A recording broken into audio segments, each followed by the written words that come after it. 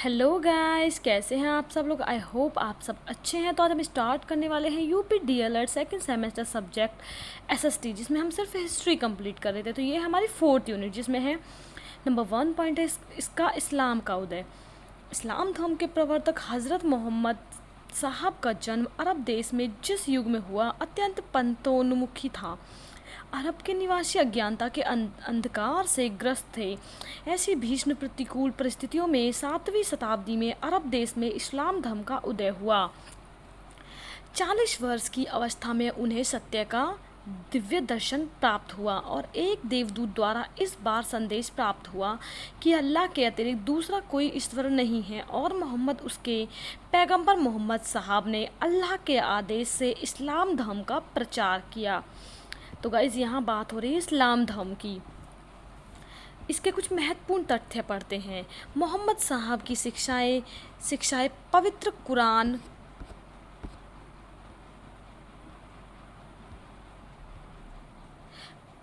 कुरान में संकुलित है। उन्हें प्रत्येक मुसलमान को 5 कर्म सिद्ध निर्धारित किए। नंबर 1 कलमा, अल्लाह एक है। नंबर 2 नमाज, काबा की ओर मुख करके प्रतिदिन। नंबर 3 5 बार अल्लाह की नमाज करना। नंबर 4 है रोज़ा, रमज़ान के माह में रोज़ा व्रत रखना। नंबर 4 है ज़कात, वर्ष में एक बार अपनी आय का 40वां हिस्सा गरीबों को दान देना। नंबर 5 है हज, जीवन काल में कम से कम एक बार मक्का की तीर्थ यात्रा करना। भारत में इस्लाम धर्म अरब के व्यापारियों के माध्यम से और मोहम्मद बिन कासिम के आक्रमण के समय से स्थापित माना जाता है, जो अरब के व्यापारी इस्लाम धर्म को मानते थे। भारत में उनके आगमन के प्रभाव में आए आसपास के लोग मुसलमान बने व उन लोगों ने इस्लाम धर्म को अपनाया और अपने पुराने रीति रिवाजों को भी बनाए रखे। भारत के पश्चिमी क्षेत्रों में इस्लाम धर्म का उदय महत्वपूर्ण घटना है। इस्लाम उदय के साथ भारतीय संस्कृति पर व्यापक रूप से प्रभाव पड़ा, जिसमें सामाजिक, आर्थिक, राजनीतिक, धार्मिक एवं कला क्षेत्र में काफ़ी व्यापक परिवर्तन देखने को मिला, जिसका अनेक वाले समय में दिखाई पड़ रहा है। इसके कुछ प्रश्न थे गाइस। प्रशिक्षु इस्लाम धर्म के उदय पर अपने विचार व्यक्त करें। यह चीज़ आपके टीचर को बतानी है, आपको खुद नहीं करनी है, पर ये क्वेश्चन है तो आप लोग देख लीजिए, पढ़ लीजिएगा। अरब पहले मुसलमान आक्रमणकारी के जिन्होंने भारत पर आक्रमण किया। मकराना के समतली मार्ग में वे सिंध में प्रवेश करने में सफल हुए। 712 ईस्वी में मोहम्मद बिन कासिम ने सिर पर सफल आक्रमण किया।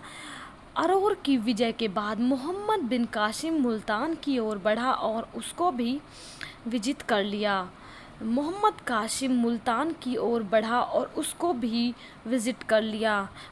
कासिम की सफलता ने निम्न कारक उत्तरदायी थे। नंबर 1 है आंतरिक एकता का अभाव। नंबर 2 है प्रजा का असहयोग। नंबर 3 है भारतीयों का विश्वासघात। नंबर 4 है अरब सेना का संगठित होना। गाइस, ऐसे पॉइंट्स बहुत इंपॉर्टेंट है, आप लोग पढ़ लीजिएगा। अरब आक्रमण का राजनीतिक दृष्टिकोण से तो बहुत कम प्रभाव पड़ा, किंतु सांस्कृतिक क्षेत्र में इसका प्रभाव स्थायी तथा महत्वपूर्ण सिद्ध हुआ। अरब आक्रमण के फलस्वरूप धार्मिक क्षेत्र अधिक प्रभावित हुआ।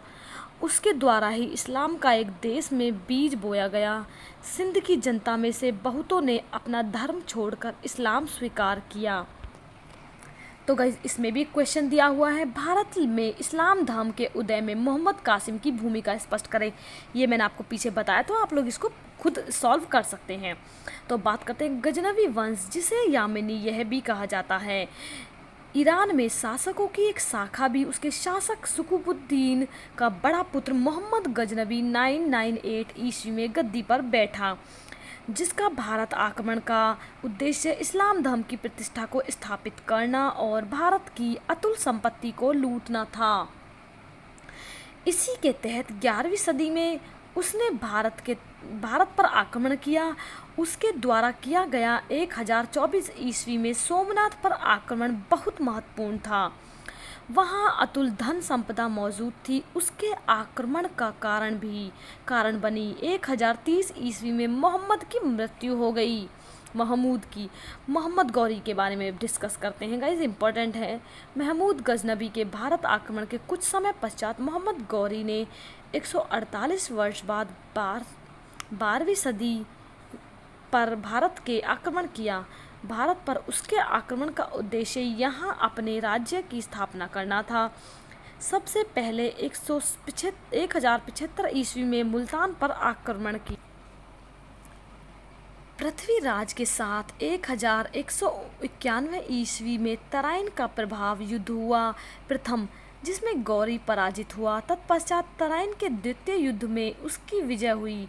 इसके बाद गौरी लाहौर लौट रहा था तो शाम की नमाज पढ़ते समय कुछ व्यक्तियों ने अचानक आक्रमण कर 1206 में उसकी हत्या कर दी। गाइस, डेट्स बहुत इंपॉर्टेंट है। अब देखते हैं भारत पर उसका प्रभाव। भारतीयों की पराजय का एक कारण जाति व्यवस्था, छुआछूत, ऊंच नीच की भावना व स्त्रियों की हीन स्थिति थी। समाज और धर्म की इस स्थिति ने भारतीयों को विदेशियों की प्रगति से अनिभज्ञ रखा। भारतीयों की नैतिकता, कला, साहित्य और संपूर्ण संस्कृति को भी इन परिस्थितियों ने प्रभावित किया। तुर्की आक्रमण के फलस्वरूप राजपूत राजाओं की सैनिक शक्तियों को बड़ा आघात पहुंचा। वह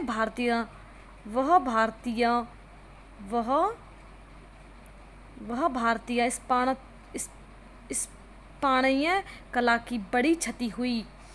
इन आक्रमणों के फलस्वरूप ही भारत में एक मुस्लिम राजवंश का प्रारंभ हुआ।